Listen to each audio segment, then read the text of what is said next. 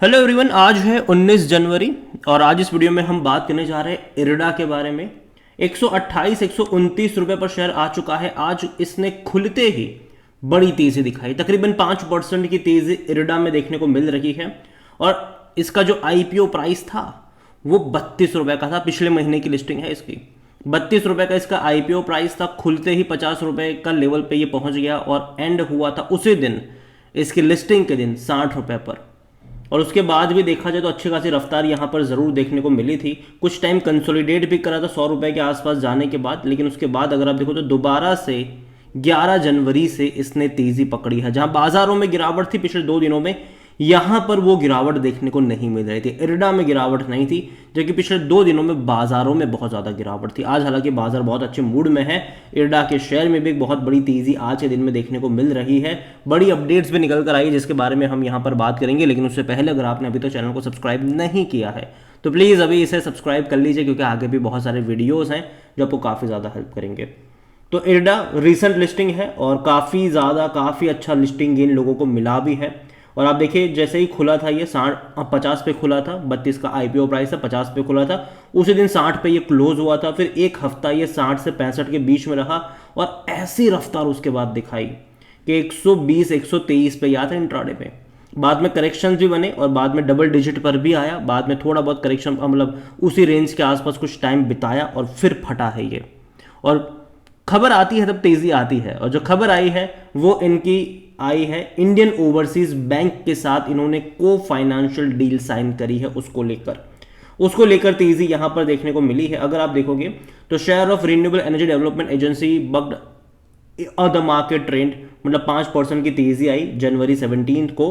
अगर आप देखो तो 17 को भी तेजी थी और उसी की वजह से अभी भी तेजी देखने को मिल भी रही है, क्योंकि the rise comes a day after the company announce a partnership with Indian Overseas Bank to co-finance renewable energy project in India।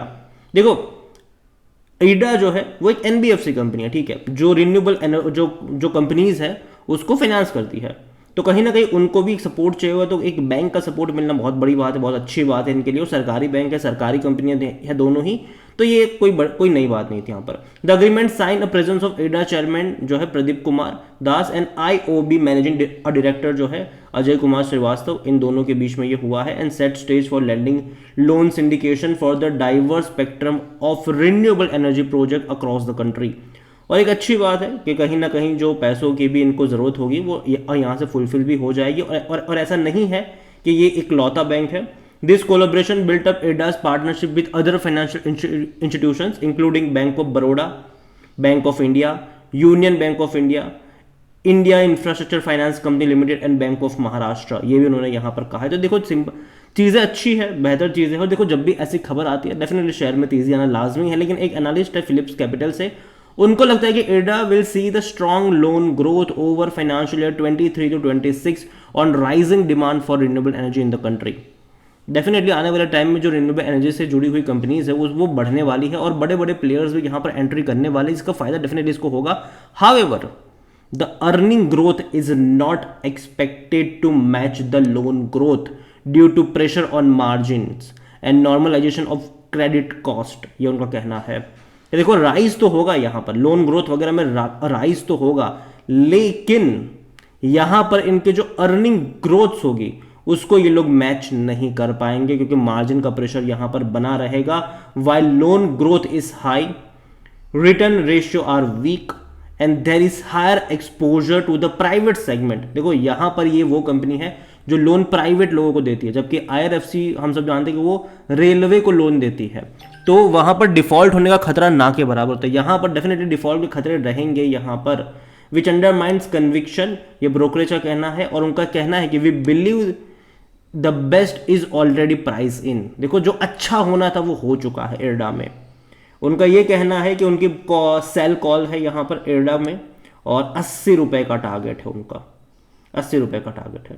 हालांकि कुछ अच्छी खबरें भी है कि IREDA is among the top contender likely to be added in MSCI small cap index according to the Nuvama and MSCI will make finance. अभी जो announcement है वो 13 फरवरी को होने वाली है, और अगर इसको जगह मिलेगी तो जो एडजस्टमेंट होगा वो 29 फरवरी को होगा। अगेन कंटेंडर है, जगह मिली नहीं है, तो ये ना समझा जाए।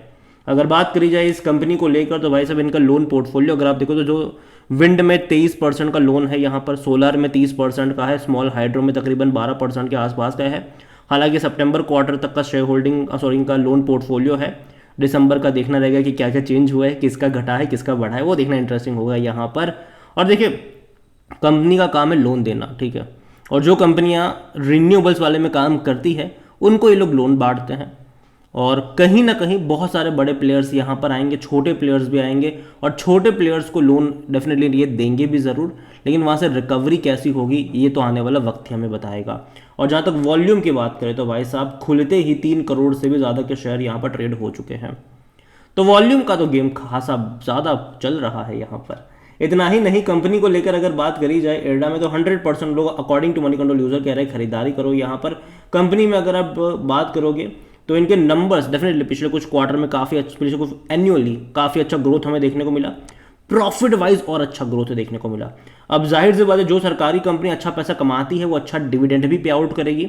अभी पिछले महीने की लिस्टिंग है तो मैं उम्मीद कर रहा हूँ कि इस साल डिविडेंड अनाउंस होगा यहाँ पर, और अच्छा होगा, मतलब 1 रुपये के आसपास का शायद हो सकता है यहाँ पर डिविडेंड अनाउंस, देखते हैं। या फिर अगर 1 रुपये से कम का हुआ तो ये मान सकते हैं कि 2 बार पे करेगा, लेकिन डिविडेंड तो पे करेगा, ये इसी साल पे करेगा। जहाँ तक बात करी जाए इनके वैल्यूएशन की तो यार ये सस्ता नहीं है, 32 का पी है इसका, सेक्टर पी 19 का है। इसके जो कंपिटिटर्स है उससे ये कई ज़्यादा महंगा है। हालांकि आईआरएफसी में तो अभी बहुत बड़ी तेज़ी आई, 30 का पी इसका भी हो चुका है, लेकिन जो पीएफसी हो गया, आरईसी हो गया, इसका 8 का 10 का पी रेशियो है, तो उसके मुकाबले इसका जो वैल्यूएशन वो काफ़ी हाई है। और दूसरी बात, इरडा का कोई मोनोपोली नहीं है, ठीक है, कि रिन्यूएबल का लोन यही लोग देंगे, कोई मोनोपोली नहीं है इरडा की, ठीक है। तो यहाँ पर पीएफसी और आरईसी भी इरडा के स्पेस में घुस रही है, जिसका मतलब ये है कि डिस्ट्रीब्यूट ये लोग भी एक बड़ा हिस्सा रिन्यूएबल एनर्जी में जो लोन्स बांटने का जो हिस्सा होगा, एक बहुत बड़ा हिस्सा ये लोग भी लेने वाले हैं। तो इरडा की कोई मोनोपोली नहीं है कि भैया रिन्यूएबल के जो भी प्रोजेक्ट आएंगे उसको यही लोन देंगे, ऐसा नहीं है यहाँ पर, ठीक है। तो उस चीज़ के बारे में ध्यान रखिए। और दूसरी बात, शेयर होल्डिंग के लिए अगर हम बात करें यहाँ पर तो प्रमोटर के पास 75% की होल्डिंग, हालांकि ये नवंबर क्वार्टर का शेयर होल्डिंग पैटर्न है आईपीओ के टाइम का, तब म्यूचुअल फंड के पास 3.94% का स्टेक था, 4.59 डोमेस्टिक के पास था, 3.95 एफआईएस के पास था, रिटेल और अदर के मिलाकर 12.52% की होल्डिंग थी, जिनमें से रिटेल ज़्यादा थे 12.41%। यहाँ पर दिसंबर का शेयर होल्डिंग पैटर्न इंटरेस्टिंग होगा देखना कि तेज़ी आई थी जब 32 का शेयर 100 का हुआ था, 120 का हुआ था, तब कौन खरीद रहा था कौन बेच रहा था, बड़े इंस्टीट्यूशन खरीद रहे थे या फिर बेच रहे थे, वो देखना यहाँ पर इंटरेस्टिंग होगा। तो मैं वेट कर रहा हूँ दिसंबर क्वार्टर के शेयर होल्डिंग पैटर्न का, जैसे आएगी बात करेंगे उसके बारे में भी।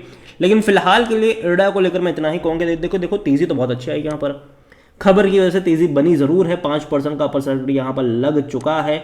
और इतना ही कहूँगा मैं आपसे कि अगर आपके पास है इरडा का शेयर, ठीक है, खरीद के बैठे हुए हो तो बैठे रहो, मतलब बने रहो यहाँ पर, ठीक है, बेचने की ज़रूरत नहीं है।